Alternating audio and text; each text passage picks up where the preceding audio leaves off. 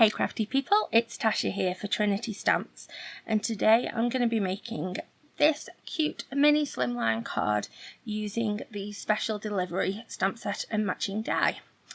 So I've already loaded the cute little male bear image into my Misty. I'm not using the other two images today, just that one. So I've loaded that up in my Misty, and I'm going to stamp it with some of the InkOn3 Fadeout No Line Colouring Ink. At the same time, I've also stamped my sentiment out using Ultra Obsidian. So I'm going to be doing a little bit of no line colouring today. And there was a time when no line colouring really scared me. Not like scared like Halloween scared, like intimidated. Maybe that's a better way of saying it. There was a time that it really intimidated me because I thought that you had to be really good, and I was just a bit nervous to try it. So I wanted to include this today to show you that you don't have to be like a classically trained artist to get the no line colouring look.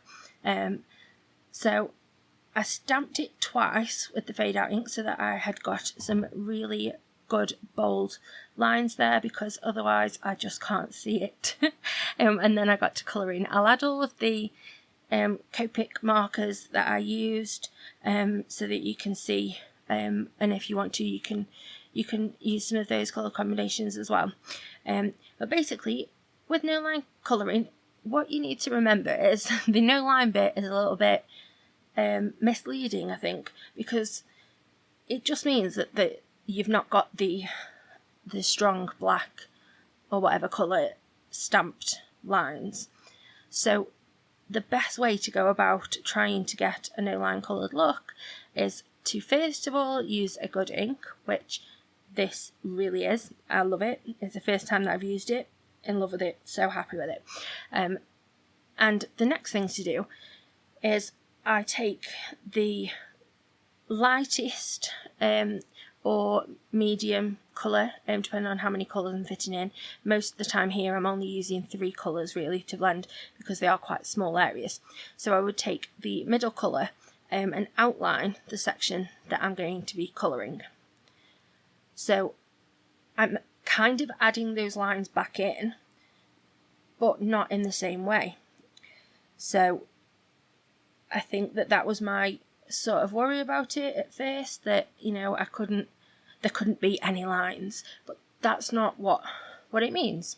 So you just add the lines yourself, but using the colour that you're going to be colouring that area in with, so you can see all of the details of the image, but you've not got that harsh stamped line. So here on the shirt as well, there's lots of different areas and different folds that can be quite intimidating.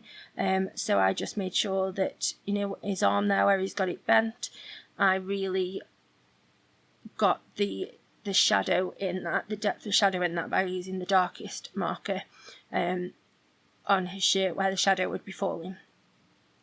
So after I'd finished the shirt and I did the hat as well, but I just did that in the same colours that I did the trousers. I then moved on to work on his face.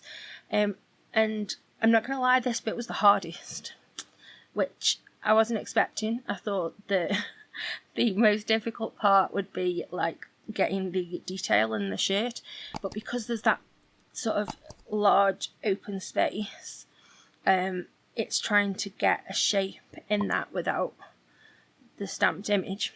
So I outlined all of his face, including his cute nose with the medium brown, and then I went back round and I used my darkest brown on the edges of everything, because his face is going to be, it would be rounded, so you're going to have shadow towards the edges of his face and highlight in the centre.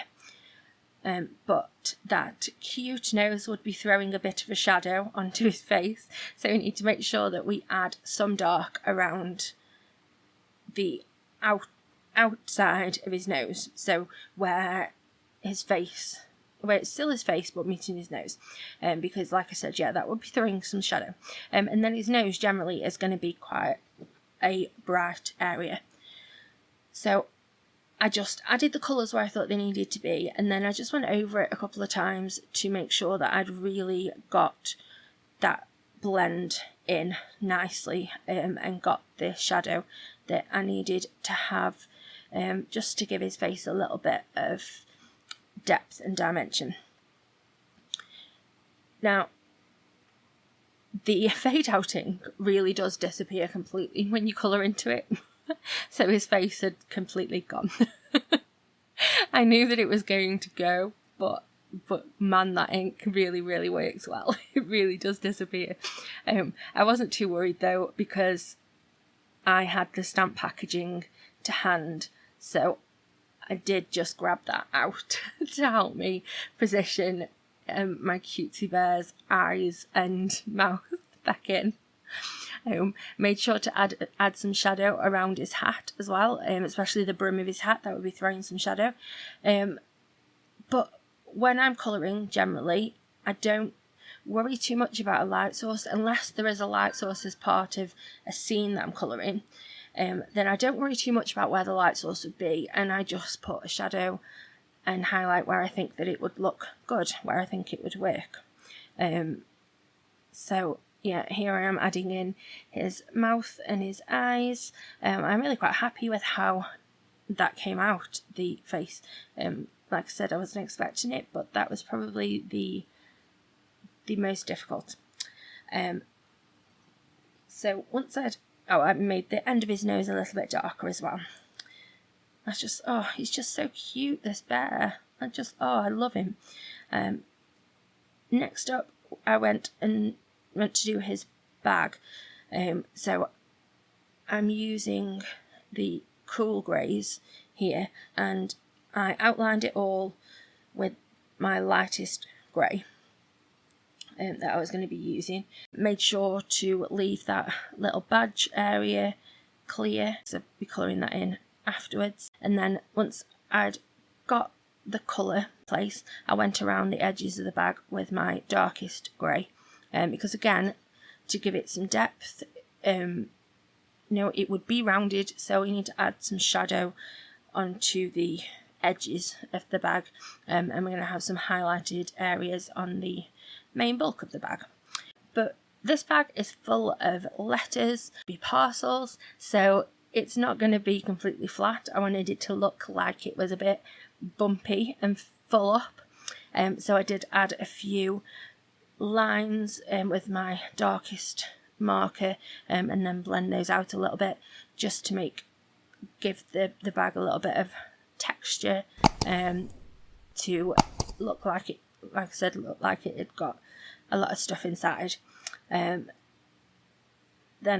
I wanted the little badges to look a bit like silver, so I just coloured those in with a lighter grey, and I added the mail back onto the bag. I just did that with my darkest grey Copic, and added some of the little details to the badge again with a darker grey Copic.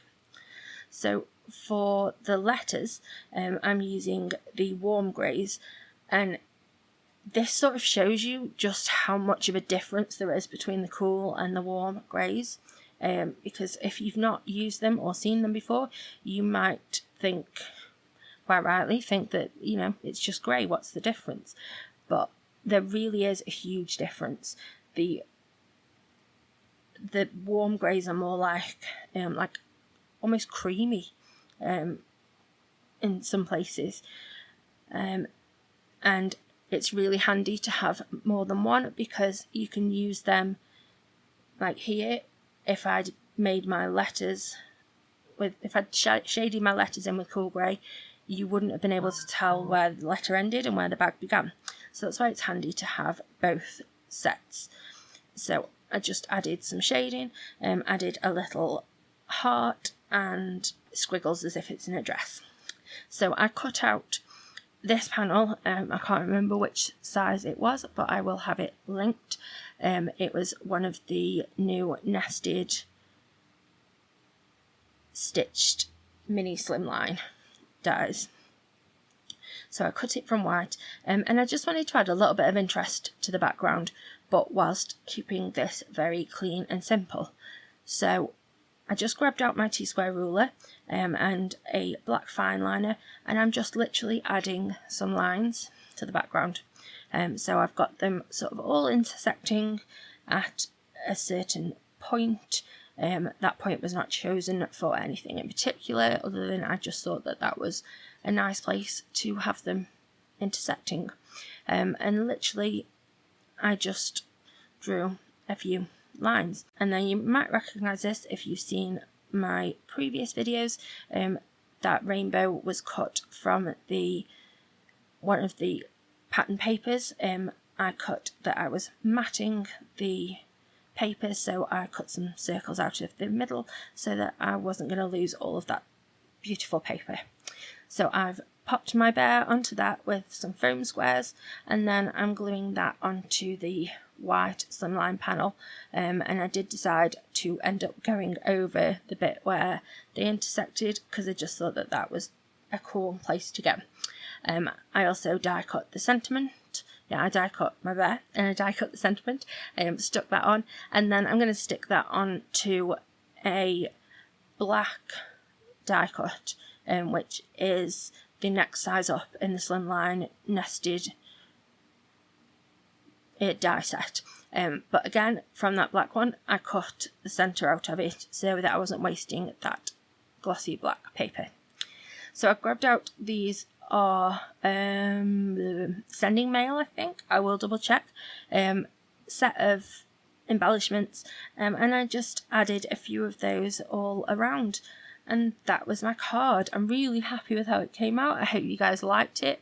I hope that you will give the no line colouring a try. Let me know in the comments below if you've ever tried it, and if you like this video, then please do give me a thumbs up. Don't forget to subscribe to the channel so that you can get lots of this fun, lovely Trinity inspiration, and I will see you next week. Have a lovely, happy, safe, wonderful week. Stay crafty. Bye.